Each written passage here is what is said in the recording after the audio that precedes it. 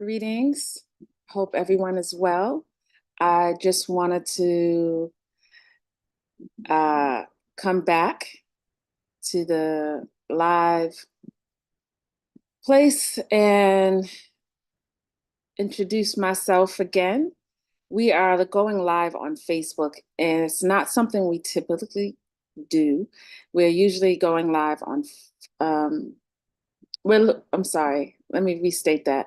We're going live on YouTube, and it's not something that we typically do. We are currently experiencing some technical difficulties on the Facebook side. So we are going live on YouTube, which is pretty cool. And I've always wanted to do something on YouTube, but more in a planned approach. So tonight is kind of spontaneous. If you're here, join us. If not, catch us on the replay. And so my name is Shahida Ahmed, and I'm the CEO and founder of the Algebra Accelerator. And I help school leaders, teachers, educators, and pretty much those who are interested in alternative models of learning and instruction to create and develop strategic implementation plans and through a designed process. So essentially, we are focused on the ideation process and really allowing you to really see how you can strategically lay out a more sustainable plan of action that actually gives you the support and structure necessary to kind of like bring your ideas to reality. All right. So I hope everyone is well. We are typically 15 to 20 minutes is our time for working on doing our Sunday lives. So we want them to be short, but important and rich in information. So our topic today is centered around reflective decision making. And that's a really like a pretty big ocean of information. But what we want to focus in on is on some of the things that we observe in our students and our children that often is not always taken, presenting a new perspective, but it's not always taken as an indicator of informed decision making.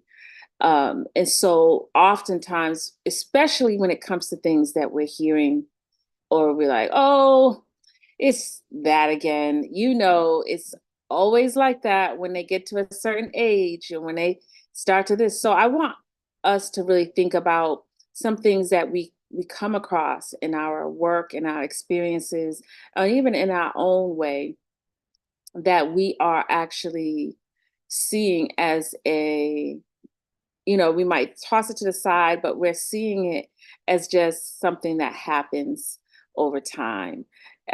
Students lose interest. Oh, that's going to happen. Students do this, but it may actually be something that is actually needed for us to understand what, oh my goodness, yikes. I forgot to press the record button, but might be something that is actually needed in the process of addressing the change that may be of benefit for your learning organization, your school, your strategy for doing something or implementing a certain thing within something that's already established. All right, insight into where you want to go next. And so I think students can, today I want to focus on something that I've heard a lot. As a math educator, I'm often, it becomes a space where many people are addressing their concerns and um, as as if it's a genetic disorder or some type of uh, cold that they caught from somebody, and now don't do math well, or it's not my thing. Or what I'm going to focus on tonight is this idea of what am I going to use math for anyway? Right. And so those are the kind of statements that often is like, you know how it is. They really don't want to do the thing. So it becomes one more reason why they are not able to, or not able to show as much interest in something. And that might be true, but I don't think that's enough to just be where we start and stop, right? So let's go a little bit deeper. So let's detangle this concept of certain questions that our students and children may say.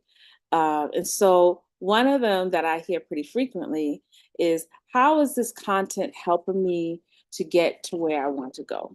Like, when will I ever use this? So why do I need to learn it? And there is something about that. That can be something that informs us just on a face value of what we would want to do going forward. So maybe we don't need certain subjects. Maybe we don't need to do it this way. Maybe that might play a part in the decision making.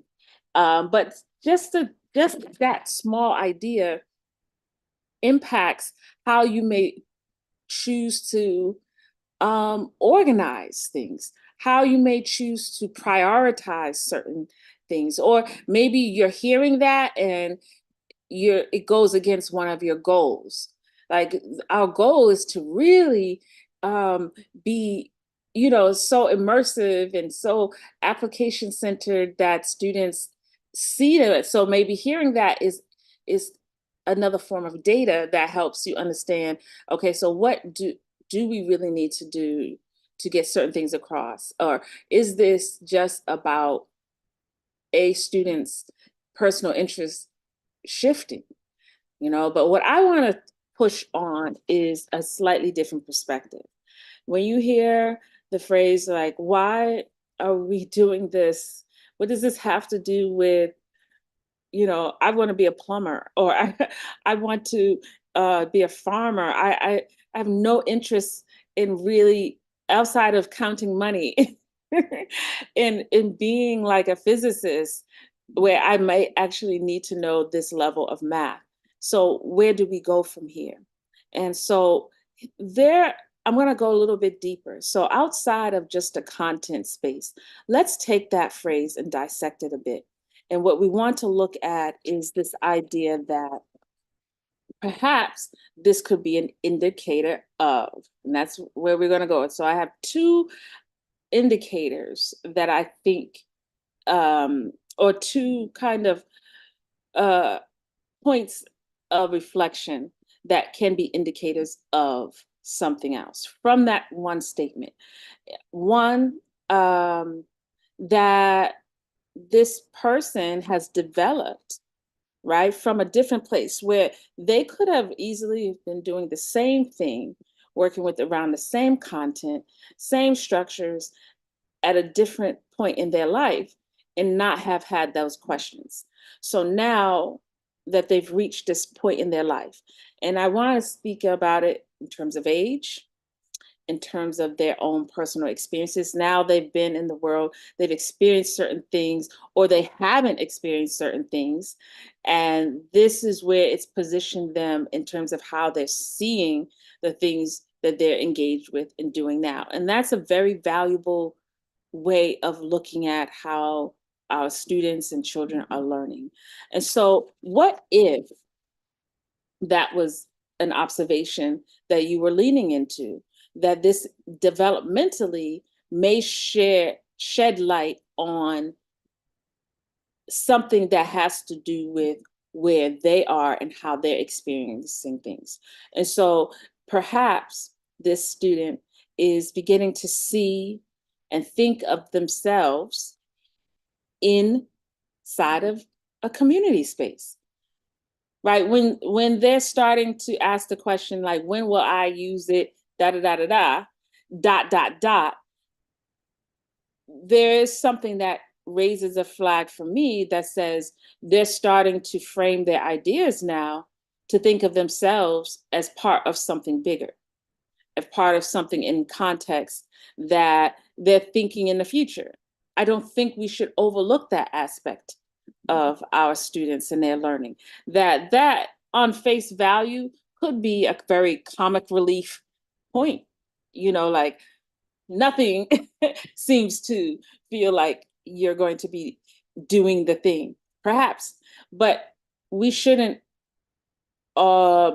we should not deny ourselves the opportunity of limiting that perspective to only being, oh, they're just at that age. But they're also at that age, dot, dot, dot, that may be an indicator that they're starting to see how they fit into community, that they are starting to see how they should be thinking about things that they are interested in, right? And so now, when I think of that from a design lens, when I think of that from a perspective of organizing and planning and implementation, what I want to start to think about is what communities do they see themselves in?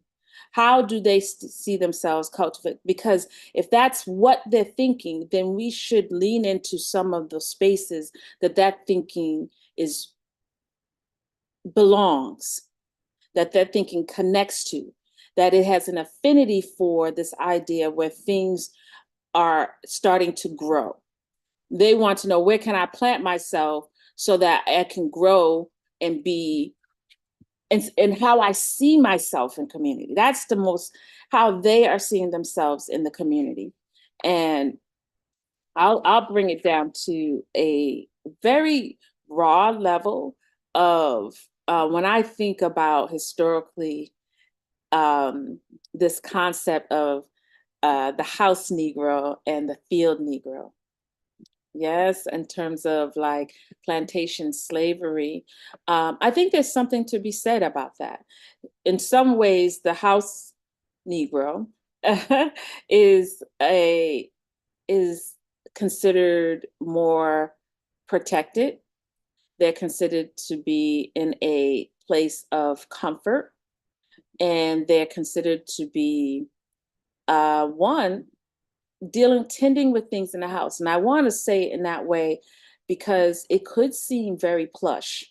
And I almost want to say that that's similar to some of how our school buildings are being designed to create this level of comfort, this level of like what you're used to. And when we think about it, what happens in some of those closed off spaces is that there's a development. There's a chance that you will, what was the house Negro now is the field Negro. And the field Negro, in so many words, has been seen as the hardest. You out in the sun all the time. You you gonna work from sun up to sundown and sweating and you're exposed to the elements, right? So the raw labor of something. And for so long, it's been such a like, that's the good and the bad. Who wants to do that? But let's take that and even reframe that aspect, because I think historical indicators are good to pull into. But when I think about the house Negro, the protected, the comfort spaces, that is probably best for certain areas of development, when things are more secure to a certain extent, when there is someone that's kind of training you along. But at a certain place in your development, your work in those spaces, in those protected spaces, become a space of how do I want to say this? It becomes a space of just maintenance, right? When you're learning, and I'm just pulling it out, when you're learning becomes, you're just maintaining what has been presented. So, it becomes really like you're maintaining the schedule. Like, this is what I've been used to. This is what they say I should learn. This is what they say I need. This is what I'm going to do this. And that maintenance, while it's a good skill, it does not hold to the same, it doesn't hold a light, it cannot hold a light to the other side, the outdoor, the more socialized, where you have to deal with the elements of different aspects of community in a more relationship building way. You start to see the raw elements of the things that are produced in the field eventually come into the house, right? So you become kind of like the producer, the creator, and things that, so these are different sides of the same coin. It's labor, it's laborious, it's going to create a work ethic in either side.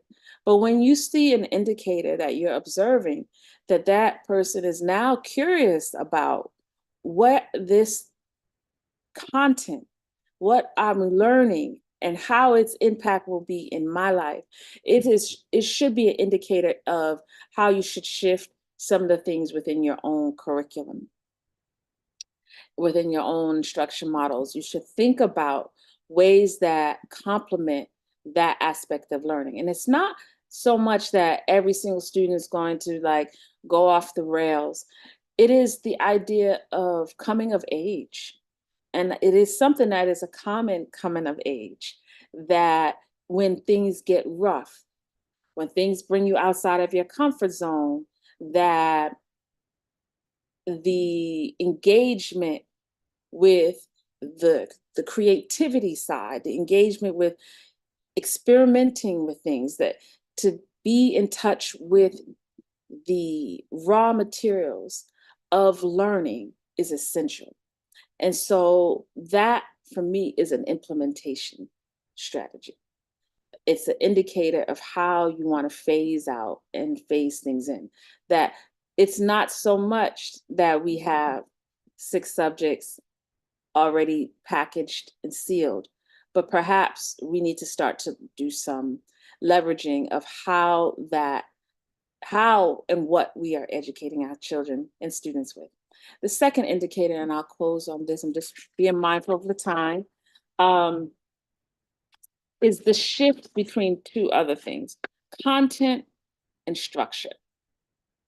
All right, so when a student indicates that they don't see, they are interested so much, when we think about the structure that our parents provide, the school leaders and certain school systems provide, but we're also looking at questions head on with 100% seeing the honesty that exists in that the content is going to do a certain thing, but more than likely, the structure and routine of how that content is presented is about the management of that content. How do we manage that content in a way where it speaks to a shift in how we want to manage the content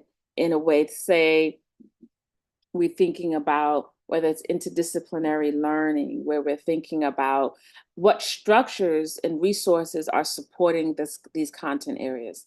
And I almost want to lean in and push on this idea that that mere question that is posed leads into a content-rich context with less structure, right? And so with both of these observations or perspectives about this observation or this experience with answering or hearing these kinds of feedback from your learners, your students, your scholars, your children, is that we push the envelope just a little bit more to think about development in and its direct connection to our perspectives of what content and structure should be in our learning spaces. That 12 years or 13 years of isolated subject work, of constant breadth work, and I call that breadth is an expansive array of selection of multiple subjects. We're just going to go hard in the paint and stay with these 6 or 7 subjects and just drill in these content things in a very structured dynamic. However, shifting the structure slightly can expand your content.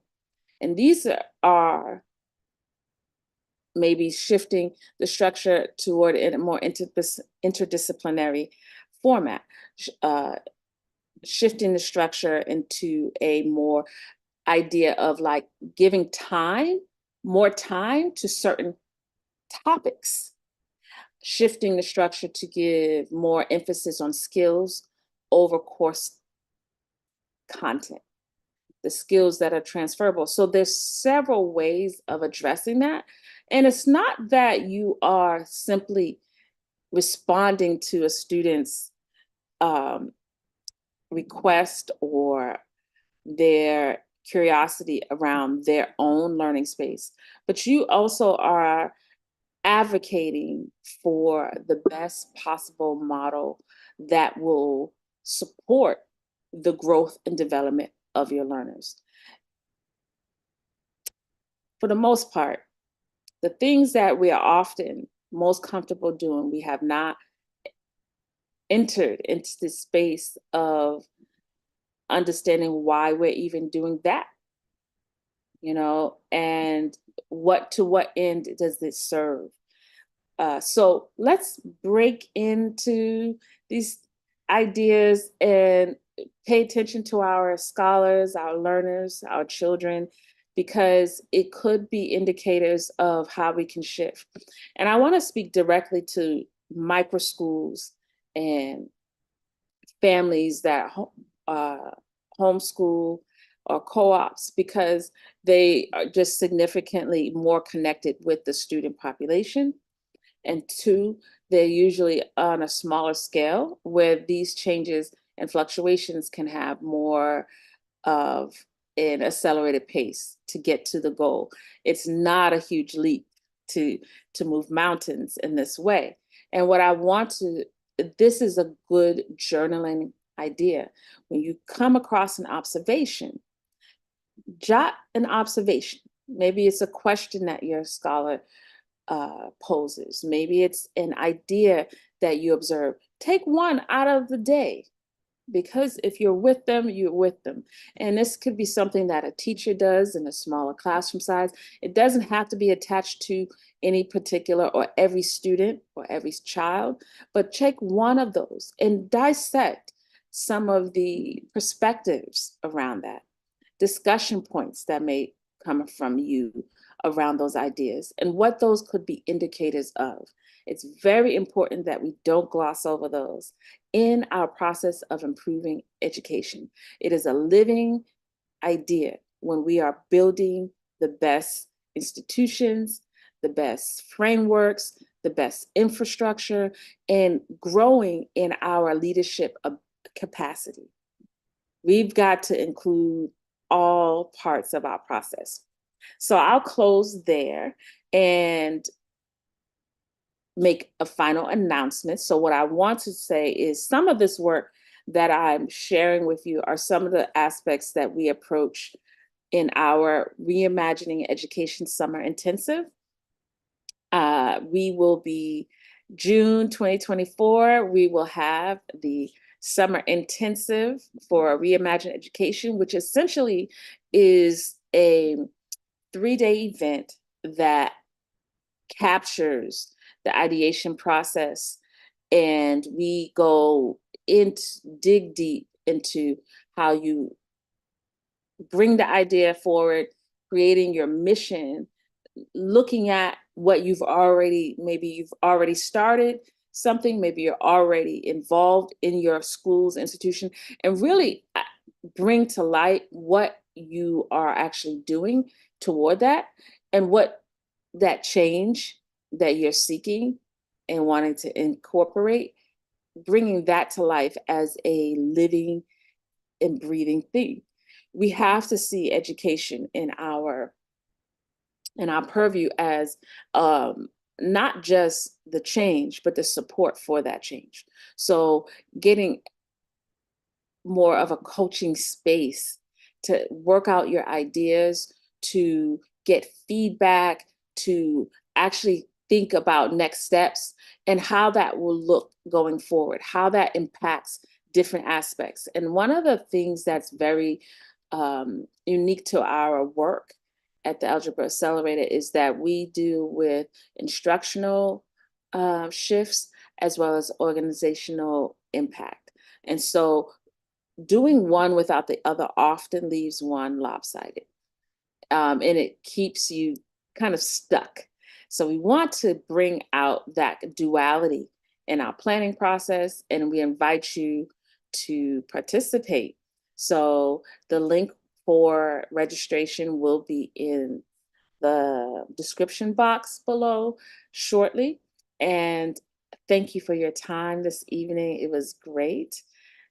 Join us next Sunday for our live with Reimagine Education.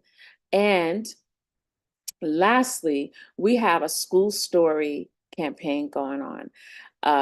It's another aspect of our process, just a tidbit, a taste of our Reimagine Education is really understanding what your school story is. What is your school story? And what is a school story in the first place? It's a story about how you were raised or your experiences in your education journey. And it's really a historical reflection. Um, I will be posting some short snippets from a past Reimagine Education session and it's just so amazing when you are in the room and you hear other people's schools, it does something to you. It really does. You either connect with it or you are just like amazed by it. And it's not really uh, uh we got to compare apples and oranges. It's just sitting in the space of what you actually already experienced. What was your perspective about the community around you during that time? How did you connect with your educators? What did you love about it? What would you want to not continue in the future? These are things that actually help shape your design process. So join in. Join in. Feel free to leave a comment with questions, concerns, but you can follow us on Facebook and Instagram at the Algebra Accelerator. Those are the handles, and we look forward to